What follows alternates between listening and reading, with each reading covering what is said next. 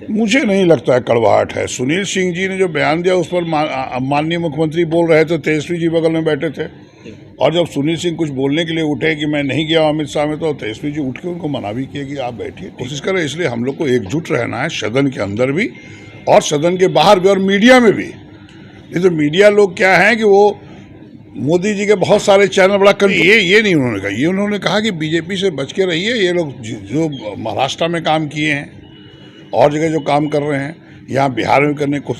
आदरणीय सुनील कुमार जी को उन्होंने कहा कि आप अमित शाह से मिले हैं, आप यहाँ सचेतक हैं, महागठबंधन के पार्ट हैं आप, ये तरीका ठीक नहीं है, उन्होंने कहा। नमस्कार, देख रहे हैं झकास भारत और मैं रविकांत। आज बिहार विधानसभा में कुछ ऐसा हुआ, महागठबंधन के नेताओं की बैठक हो रही थी। उसी के बीच नीतीश जी ने सुनील सिंह को समझाने का प्रयास किया, जिस पर सुनील सिंह का कह सकते हैं कि विवादित बयान आया था। महागठबंधन को कमज़ोर करने की और कई नेता बता रहे थे। अशोक चौधरी का भी बयान आया था, मगर अभी तक उनको समझाते हुए कुछ ऐसा नज़र नहीं आया नीतीश बाबू। तो जो कहा सुनी हुई है उसी के नियमित अभी यहाँ पर आए हैं। कांग्रेस विधानसभा के नेता हैं, प्रमुख हैं अजीत शर्मा। वह क्या कुछ कह रहे हैं तमाम वीडियो में, जो वहाँ पर बाकिया हुआ और भी महागठबंधन में जो तीर घींच चल रही है उससे जुड़ी हुई सवालों का जवाब देते हुए सुनेंगे तमाम बातें इस वीडियो में। नीतीश कुमार ने एक तरह से फटकार लगाई, तो खबरें चल रही हैं मीडिया में, क्या हुआ है? आपके बयान भी सामने आ रहे हैं। क्या बयान आ रहे हैं? आपने भी जानकारी दी कि किस तरीके से नीतीश कुमार ने कहा सुनील सिंह और नीतीश कुमार में। हाँ, नहीं, बिल्कुल वो बैठक थी महागठबंधन का, और आज तो होता है जब सदन चलता है उसके उस दिन बैठक होती है।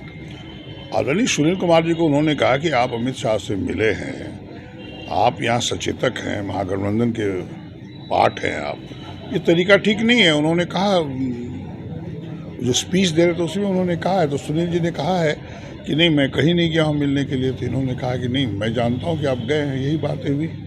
नीतीश कुमार ने सिर्फ सुनील सिंह को लेकर नहीं, कई लोगों को लेकर आपत्ति जताई कि बहुत से लोग बीजेपी के संपर्क में, ऐसी चर्चा की। नहीं, ये नहीं उन्होंने कहा। ये उन्होंने कहा कि बीजेपी से बच के रहिए। ये लोग जो महाराष्ट्र में काम किए हैं और जगह जो काम कर रहे हैं, यहाँ बिहार में करने की कोशिश करें। इसलिए हम लोग को एकजुट रहना है, सदन के अंदर भी और सदन के बाहर भी और मीडिया में भी। नहीं तो मीडिया लोग क्या हैं कि वो मोदी जी के बहुत सारे चैनल बड़ा कंट्रोल में हैं, इसलिए ज़रा बच के रहिए और एकजुट रहिए, चूँकि लोकतंत्र को बचाना है, संविधान को बचाना है।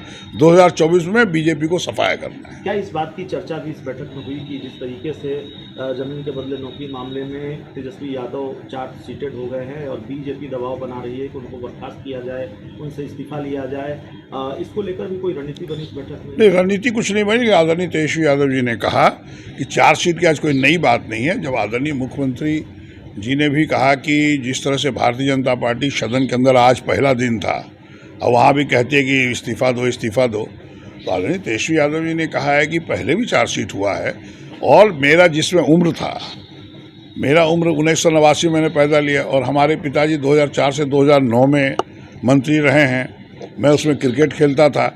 और ये सब तो भारतीय जनता पार्टी घबराई हुई बिहार से इस तरह चार्जशीट कर रही है, अभी भी की है, पहले भी की और बाद में भी करेगी। इसलिए कोई चिंता मत कीजिए, हम लोग एकजुट रह के लोकतंत्र और संविधान को बचाने के लिए हम लोग 2024 में उसको उखाड़ फेंकेंगे। मंत्री और सचिव के बीच का जो टकराव है, क्या इसके लिए भी कोई बीच का रास्ता निकाल लिया गया है? ये टकराव खत्म होगा, ये विवाद खत्म? ये आज कोई बैठक में बात नहीं हुई, लेकिन निश्चित तौर पर आदरणीय मुख्यमंत्री जी को ही देखना है, चूँकि वही मुख्यमंत्री हैं।